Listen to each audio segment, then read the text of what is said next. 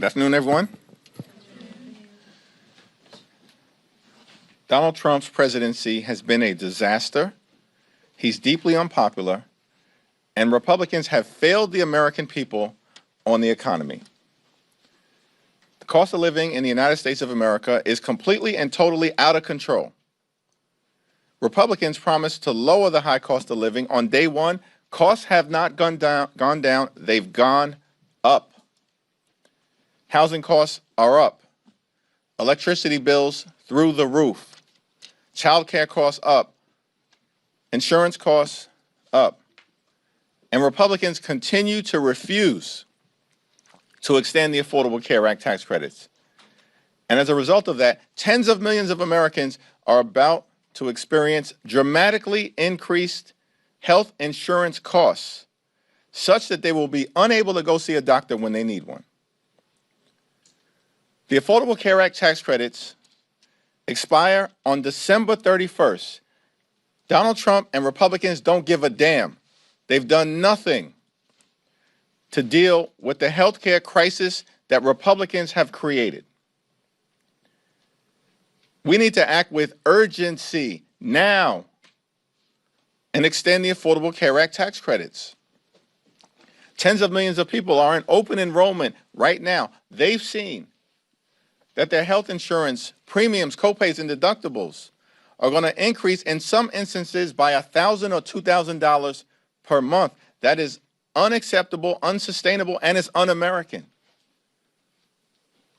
It's time for my Republican colleagues to stop burying their heads in the sand and do something to actually make life better for working class Americans, everyday Americans, and middle class Americans, as opposed to what Republicans have done the entirety of this year, which is just to focus on making life better for the wealthy, the well-off, and the well-connected. Enough pandering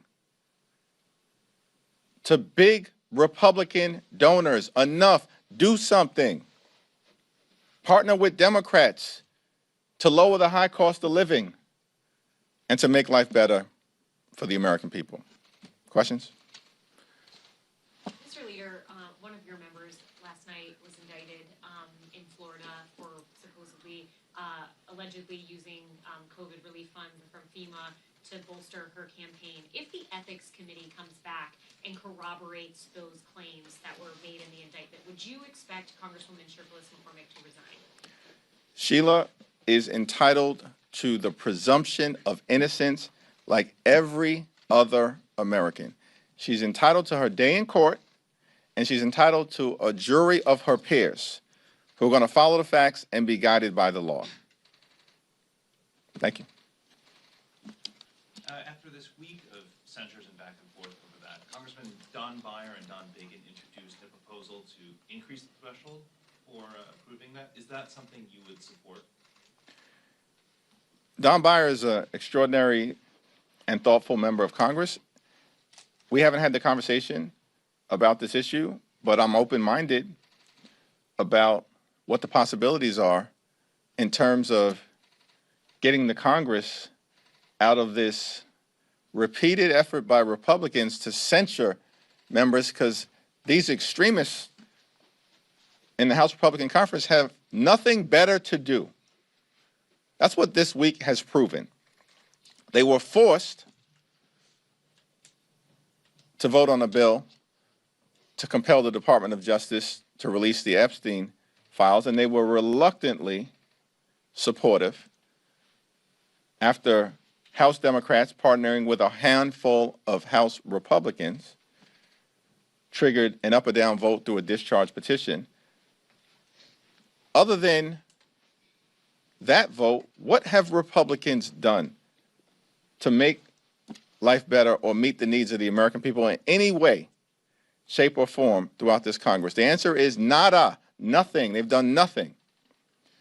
And so all their members do is cook up these unhinged censure resolutions, literally week after week after week. That's all they do, which is why they're deeply in trouble. Donald Trump's approval rating is like 38, 39% across the board, including from Fox News. And the American people know that Democrats are the party who actually care about addressing the affordability crisis, driving down the high cost of living, fixing our broken health care system, extending the Affordable Care Act tax credits, and actually standing up for working class Americans. Now that is decisively clear to the American people. We've seen that in the electoral results early this month, where Republicans were crushed, shellacked, beaten down all across America, with the common thread being their extremism and our emphasis on affordability. And now we've seen that the American people are ready to throw these House Republicans out of their majority. And it's incredible to me that despite where we are, after all the talk from Republicans that they somehow had earned some big historic mandate, can't find it, search committee has been sent out, no one can find it, it's been destroyed. That you would think Republicans would actually hear the American people in terms of their desire to work on issues that matter. And instead, we continue to see censure resolution after censure resolution after censure resolution, and they can't even succeed in censuring the people they're going after. Thank you, Mr. Leader. Are you at all concerned that the recent allegations against Democrats, such as communicating with sex offender and embezzling FEMA funds,